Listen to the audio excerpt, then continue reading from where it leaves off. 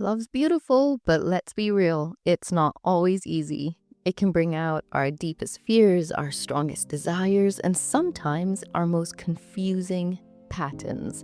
Welcome to Love Better, a space for honest, soul deep conversations about relationships, attachments, and what it really means to love and be loved.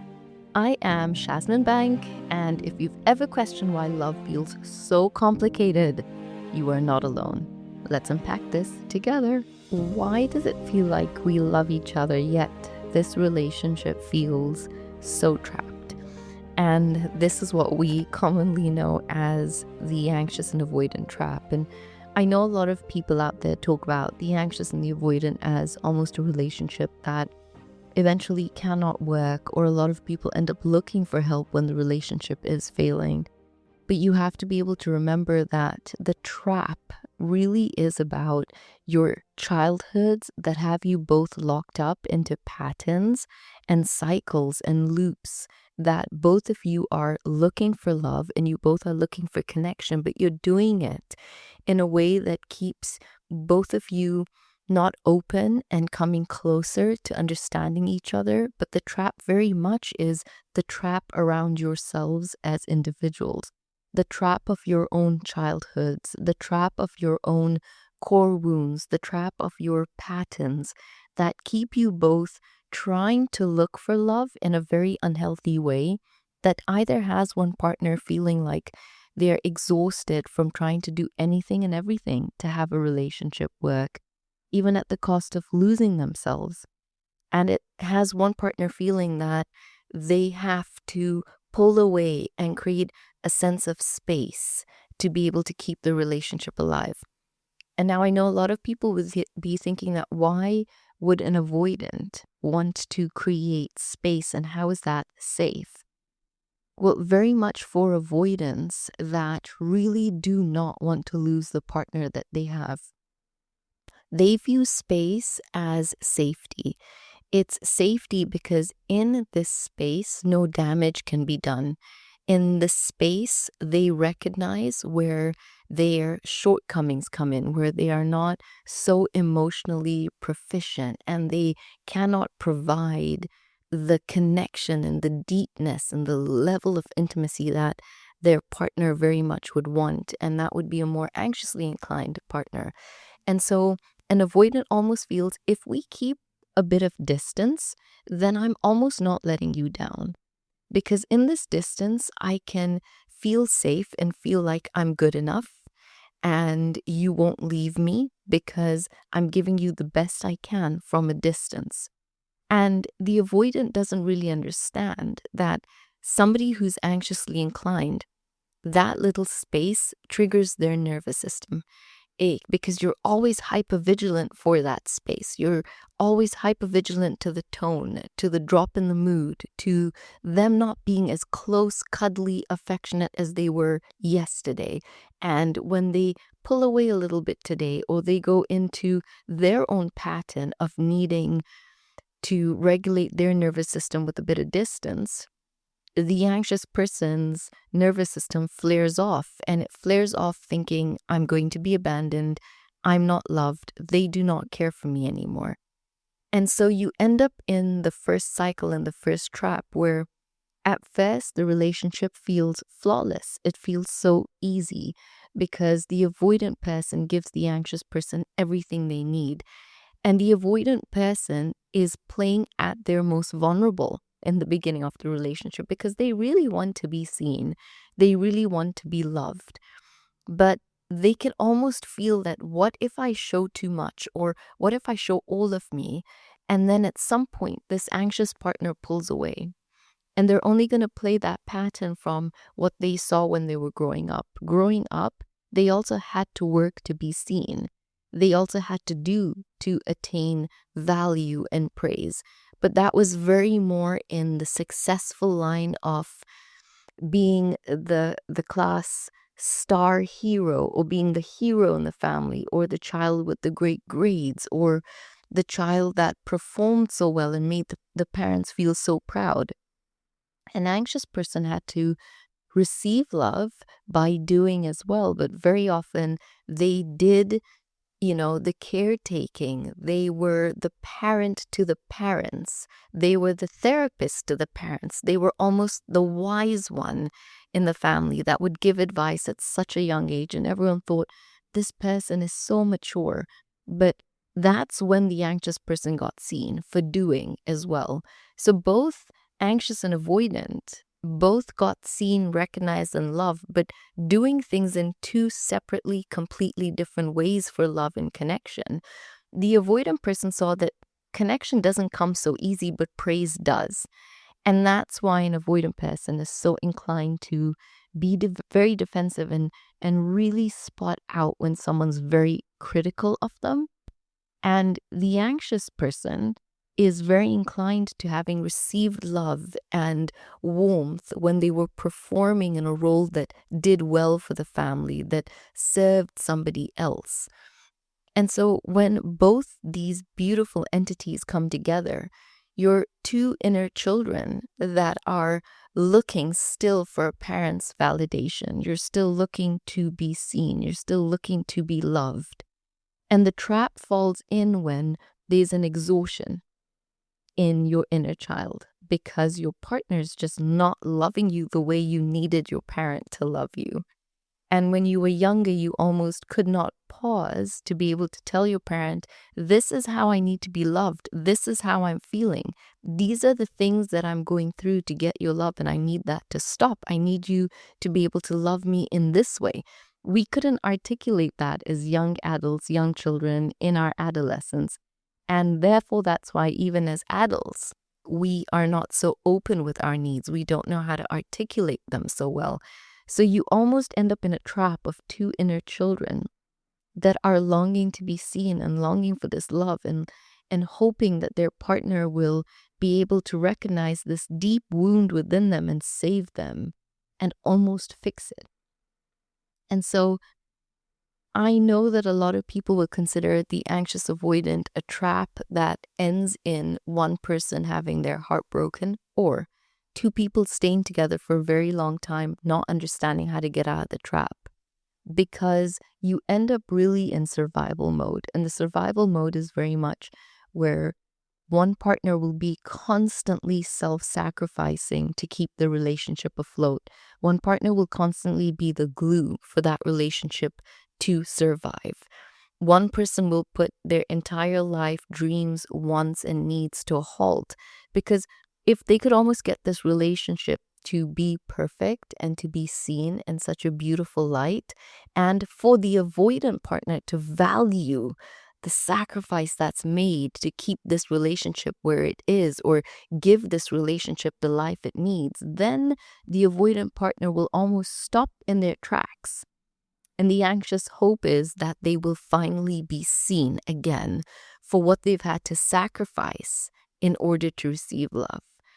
But the avoidant partner doesn't realize the resentment that ends up building inside of the anxious person, because when an anxious person's carrying out this role, you don't communicate to the avoidant partner clearly that this is not something I'm going to be able to do indifferently. This is not something I'm going to continue down a path where my needs are not being met, where the things I really would love to receive from you on a daily basis is not coming through.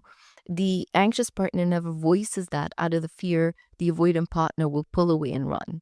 And so the avoidant partner almost feels like there isn't a problem because this person that I fell in love with, who's so wonderful in this relationship, who does all the hard work, who shows up the hard way, they almost, like every relationship, it ends up being taken for granted because the anxious person has this protest behavior of the silent treatment or pulling away or the exhaustion or screaming, shouting, and being so frustrated, and then able to get the avoidance attention at that time. And then there's just so much built up inside that now the anxious person needs the avoidant to know everything that's been gone wrong. And the avoidant person shuts down because they think, wait, I didn't know that I was keeping you this unhappy. I didn't know that I was making you so miserable. And if I'm making you so unhappy and I'm making you so miserable, then I don't want you to be in a relationship where this is what I'm doing to you. And so the avoidant person tries to pull away and gain space because they just want that moment to slow down and stop. They don't know how to handle, communicate, or deal with conflict in a way where the anxious person's nervous system can be soothed by the avoidant, and the avoidant person can turn around and say, I see you. I appreciate everything you're doing. You carrying this relationship is not fair. These are the things I need to work on. This is what I need to bring to the relationship immediately. Obviously, those are the conversations that need to be had, and the actions need to be played out on a daily basis, and the relationship needs to be able to grow. But neither the anxious person knows how to express deeply what their need is, and the avoidant doesn't know how to fulfill that level of deep emotional need. And so that's why you end up in this trap, the trap of this void that leaves an anxious person feeling so alone, so scared, so exhausted, so depleted, but still recharged to say, I'm not letting this relationship go. I'm going to get them in a place where they will value the relationship. I don't want them to hate me. I don't want them to dislike me. I want to play even keel because I can see, oh my God, my protest behavior, my demands have led us into a spiral where my partner is pulling away from me. Therefore, I am bad. Therefore, I caused this problem. Therefore, I am the problem. And so the anxious person almost goes and shape shifts again the personality to pull the avoidant right back in to feel safe. And the avoidant person is only sitting there feeling, okay, wait, it's safe to come back in. They love me. They want me. In this space, I was waiting for the anxious person to break it off. I was waiting to tell myself, see, I knew it. I knew why they don't want to be with me because I'm not good enough. But now that it's working, I can see they're calmer. I can see things seem to be okay. Nothing was fixed from the first couple of issues you both have. What's fixed is the anxious person learns to have more space for silence and tolerance of things they really don't want. And the avoidant person seems to learn that if I pull away, if I say I can't do this right now, if I shut down, then I'm learning that the anxious person will just try harder. They're not going to let the relationship go. In fact, they're going to let what was the problem go so both of us can just be okay again. And the reason one of that traps feels so unhealthy is because it almost feels like this addiction. And the reason it is an addiction is because this push-pull dynamic creates this dopamine high and a dopamine low within the anxious and the avoidant. And there, it just makes it so difficult to leave. It's almost this false sense of passion and the makeup of how the couples come together and almost feel like they cannot do without each other, that the fight felt so explosive and their nervous systems were so out of it that just any sort of connection and coming back together, not with solving the problem in a healthy way, but just one of the partners or both of the partners letting the issue go. And that level of connection again allows both of them to feel we are okay. And that's one of the cycles that anxious and avoidance get trapped in. They both never learn how to communicate correctly what they really need from the onset of the relationship. They both do not communicate what they will not tolerate for long periods of time, what they're not okay to see constantly in the relationship, and both don't have a healthy way of being able to regulate their nervous system when something's triggering them and a pattern arises and both their nervous systems either hit fight or flight mode straight away, or very often for the avoidant person, it also hits the freeze mode because they just do not know what to do. The avoidant person gets trapped in not wanting to lose the anxious person, but they also get trapped in a spiral of, I'm a failure. I knew I don't deserve this kind of love. I don't deserve this person. They're too good for me. They've stayed way too long. They do too much for me. And then the fear hits the avoidant of, wait a minute, I found a gem. I don't want to lose this person. And this is when the avoidant person goes to chase the anxious person who now is fawning or absolutely exhausted in their nervous system from the cycle they've gone through. They shut down. The anxious person can be known to not want to talk now, to not have easy, secure communication when the avoidant person is approaching them. And it's because the anxious person now wants to test the avoidant. Do you love me? Will you stay? Will you put up with these fears that I have? How far can I push you and know that you'll always come back? And because the avoidant person's recognized in this fight how much they love, value, and cherish the anxious person being there, they're going to raise the bar and say everything that the anxious person wants to hear.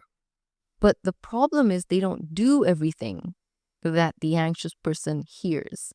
They almost are able to really sell what they want, but not come through with the results of that. And that in the beginning could be a couple of years for an anxious person, really pacifies them because they live and thrive on hope. When you tell an anxious person, this is who I want to be, this is my commitment, I'm so sorry, I see you, this is how I'm going to show up, I promise you, this will never happen again. The anxious person's empathy engulfs everything that the avoidant person is saying. And they want to rescue this avoidant person from the tears and how they're crying and so, in this almost like this childhood place of I failed you. And this anxious person almost feels like here, there's this childhood trauma triggered for them to go rescue and save and hug and almost make the avoidant person not feel guilty about the relationship being where it is. And so the anxious person will almost shh the avoidant. Don't worry, it's okay. No, I know you didn't mean that. Instead of the anxious person really saying, well, this is what I needed more of. This pain that I'm in keeps coming from a cycle where when you do certain behaviors and you behave a certain way, it really hurts me. So the avoidant gets saved again. They get seen again. And the avoidant gets nurtured by the anxious person in a way they really craved growing up.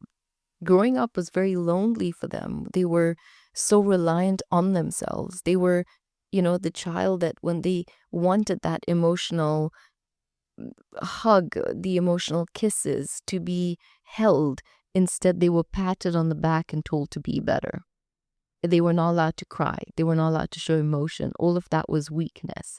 And so when the anxious person allows them to be emotional and weak, it almost makes them feel the safest they've ever felt. But again, that's still triggered with them needing to get out of that very quick and move into a place that's even safer, which is, if you leave me, I'm fine. But I'm really not fine. You're going to shatter my world and bring my deepest fears up front and my deepest core wound, which is abandonment as well.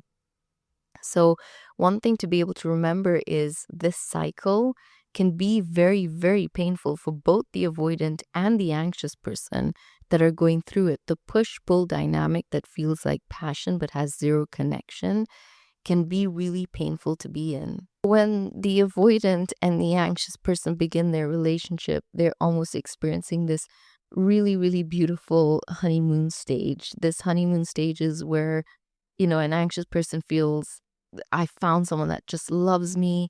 This is what I've been waiting for. If I could marry them immediately, I would. The avoidant partner is thinking, wow, this person's unbelievable. They go and put the anxious person on a pedestal. Everything is unbelievably perfect. They found their dream person. Nothing's wrong with this person. And just everything feels perfect at first. And then you go into the second phase, which feels the toughness, the push-pull, which is everything we've been talking about, which is the trap. And the anxious partner just needs more reassurance. They need to know that this is going somewhere, that this is safe, that they are wanted, that they belong, that this person will never leave them, that they'll go through all the ups and downs with them. And instead of the anxious person learning how to ask for more reassurance, they self-sacrifice in order to be seen more. And the avoidant partner starts to feel more suffocated and they withdraw. And they're suffocated because they feel, wait, in the honeymoon phase, I didn't have to do too much. You were perfect. You were amazing. I mean, anything you did was beautiful. And now in the push-pull dynamic, the avoidant partners starting to tell themselves stories about the anxious person that, see, this is too much, that this is not normal. They're so clingy, they're so needy, they're oversensitive. I can't do anything right. I can't even talk right. Even the jokes are wrong. Maybe the relationship's not for me. So they start to sell themselves stories in phase 2 because they're almost keeping themselves safe in case anything is to go wrong, because the avoidant partner is always waiting to be abandoned. They're always got that story that says, see, I couldn't trust them. And because the anxious person knows this, the anxious person does everything to say, no, you can trust me. I will never abandon you. I will abandon myself, but I will not abandon you. And so this is where the avoidant partner seems to get more distant and more panicky. And the anxious partner is also overthinking and hypervigilant at this stage. And they're really panicky as well about where's the relationship going? Am I going to lose this person? Did I put in all this time? And it starts to get very painful in this phase for both partners.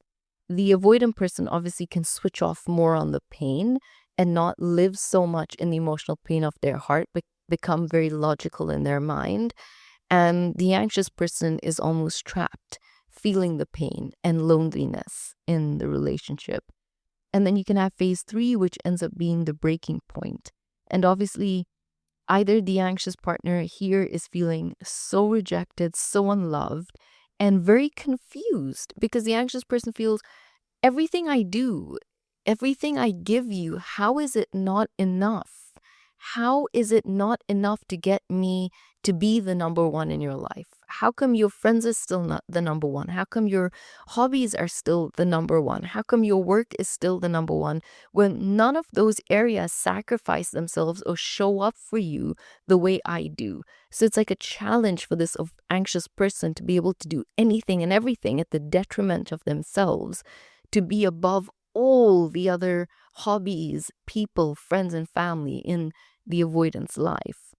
And that's what leads to the breaking point for an anxious person, because they also start to go through these spells where they withdraw and they start to feel, if I'm so unloved, is this the right relationship for me?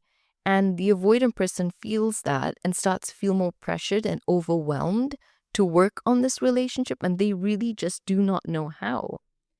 And so either someone ends it, or this cycle resets and repeats. And the reset is when both let everything go without discussing it with a solution, and both are just so desperate for the dopamine high and the love that both will almost push everything under the carpet and settle to just feel whole in an unhealthy way with each other's presence again. So the best way to stop this cycle and to be able to obviously move towards secure love is because you've got to be able to recognize these patterns, and you've got to be able to ask yourself questions of, am I always chasing the unavailable partner? If you're anxious, and you need to be able to say, like, do I feel secure in this relationship, or am I always seeking reassurance? Do I feel this loneliness? Am I feeling, drained, exhausted, and like I cannot give any other area of my life other than just being in this relationship? And what parts of me am I abandoning to be able to hold on to this kind of love?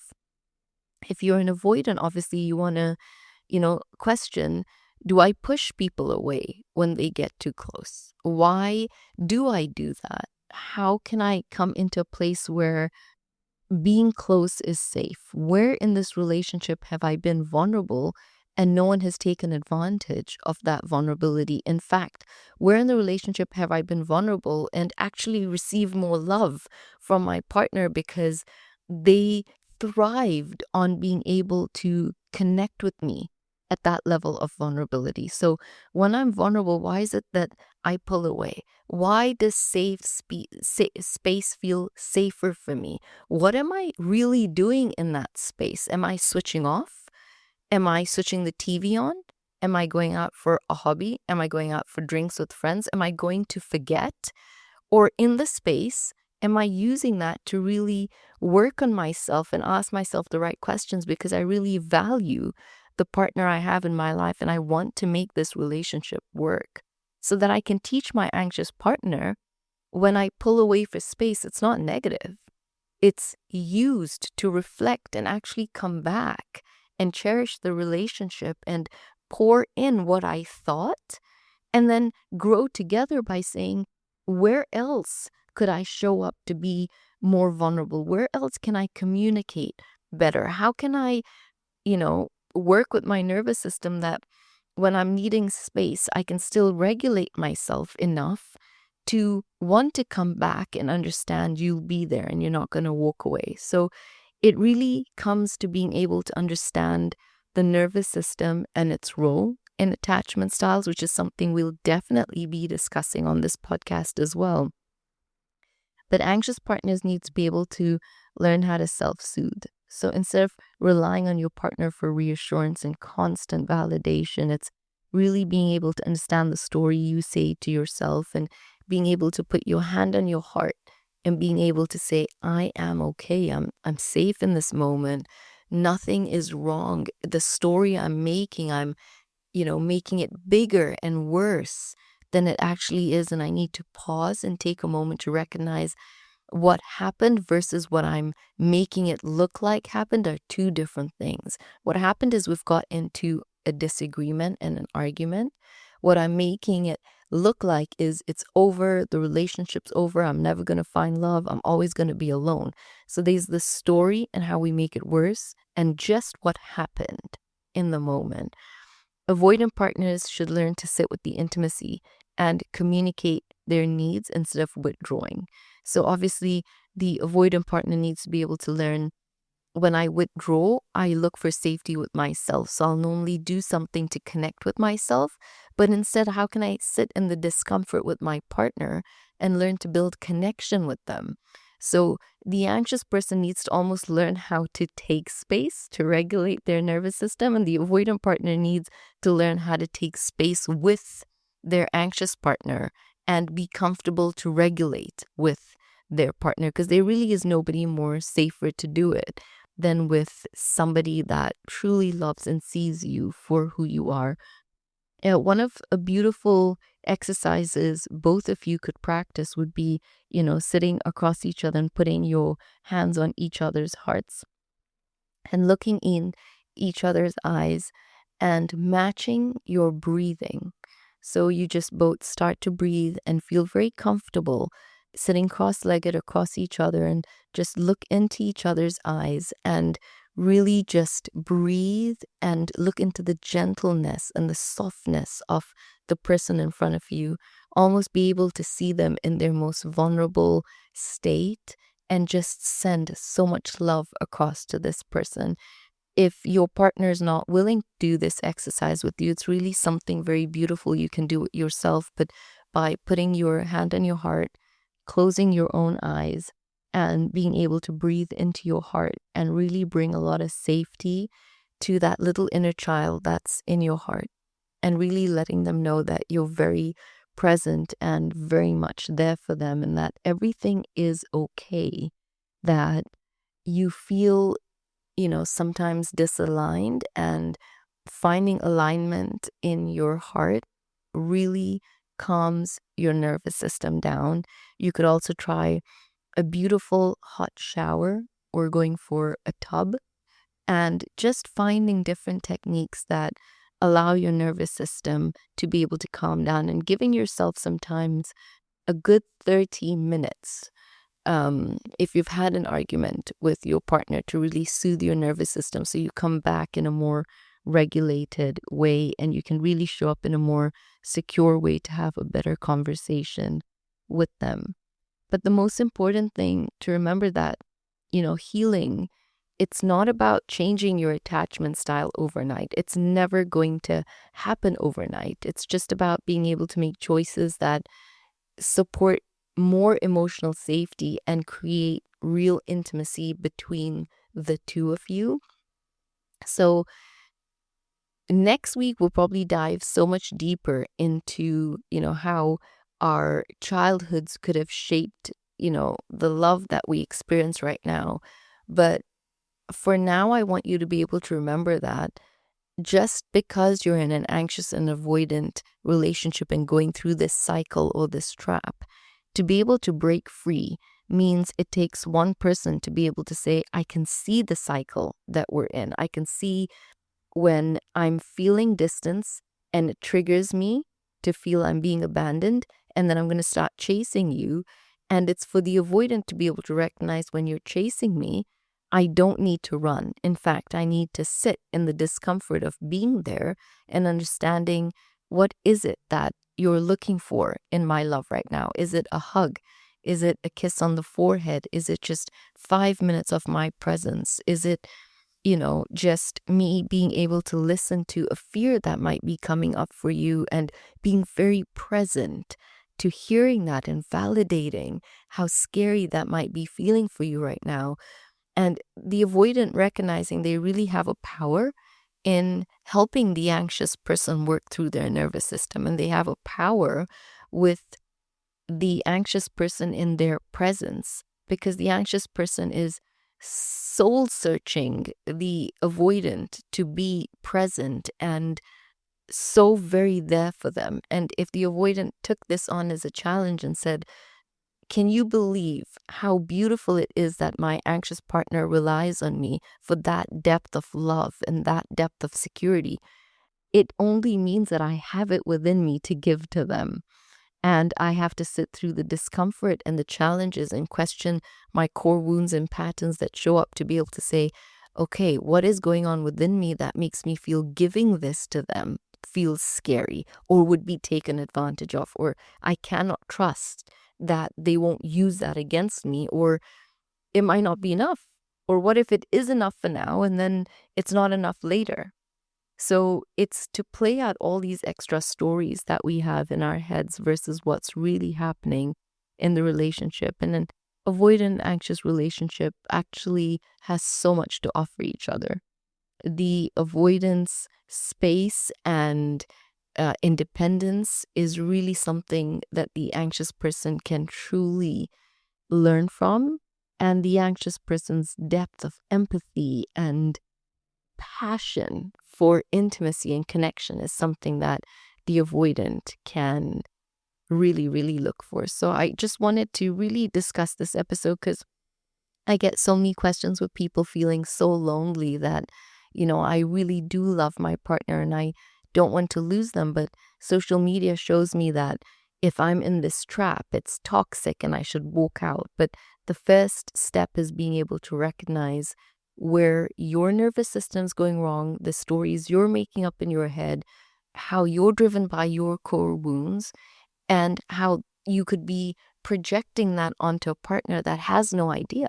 So sometimes sitting down to discuss and understand each other's attachment styles and the growing need to be secure. Like I said, it just takes one person to work on that. And then the other person to either recognize they love this partner and they need to follow in order to not lose this person, which means I need to grow too. Or they're just not willing to do the work. And, it's clear that the relationship, might not be heading in a direction that both partners want. But what comes out of that is one partner really does get to find themselves in a more secure, healthy connection with themselves.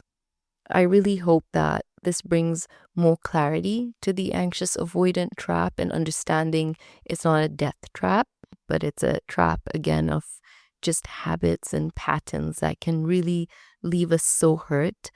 And it's a vicious cycle that just takes a brave person to be able to pause when everything feels like it's falling apart, to be able to work on.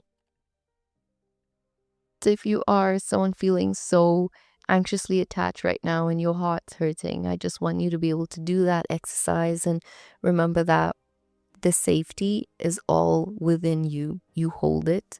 And all the beautiful answers are also within you, just like the stories come from within us as well.